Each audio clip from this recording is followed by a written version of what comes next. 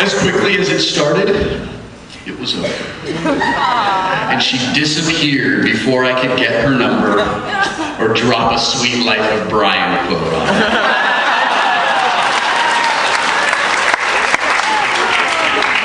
Like most people's, the loss of my virginity was nothing like I had hoped for or expected. But it was magical. I loved every second of it. And before I knew it, she had vanished into the dim light of the theater. While other regulars repeated similar rituals with a few other virgins in the audience, I turned and looked at my friend Darren. He looked back at me.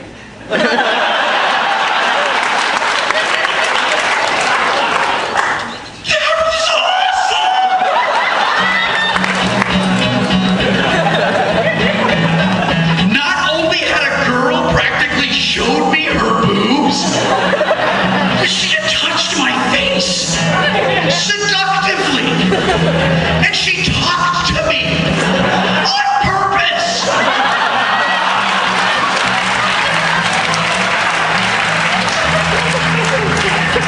I was beside myself, and the movie hadn't even begun yet. The lights went down and the show began. I didn't know any of the lines, but I quickly figured out what to yell at Brad. Asshole! And Janet. I watched a man with no fucking neck describe his balls. Heavy, black, and pendulous. I did the time warp.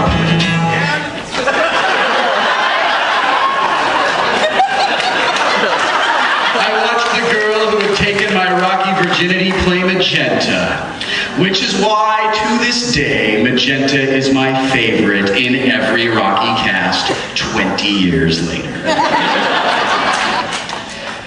When the movie was over, we drove back to La Crescenta in my slightly better than Patrick Stewart's Honda Prelude.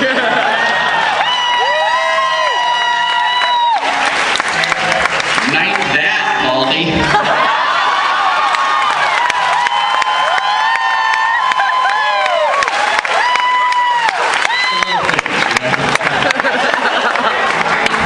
Blasted New Order the whole way,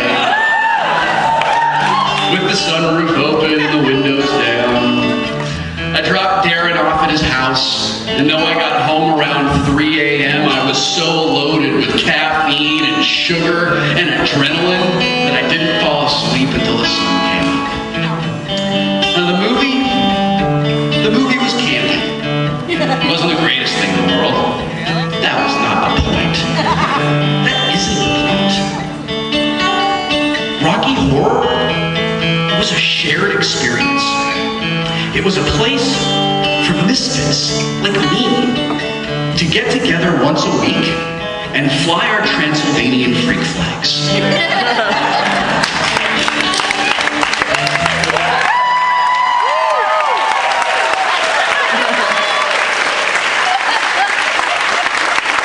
The next 2 years, Darren and I led an ever-growing group of our friends to watch Rocky, at least once a month, usually more, at the Rialto Theater in South Pasadena. All right, Rialto Theater in the house, yeah! I have not been to see the Rocky Horror Picture Show since probably 1991 or 1992.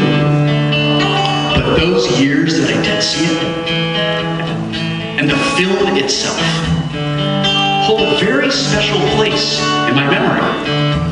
I owe a lot of who I am today to that time and that movie.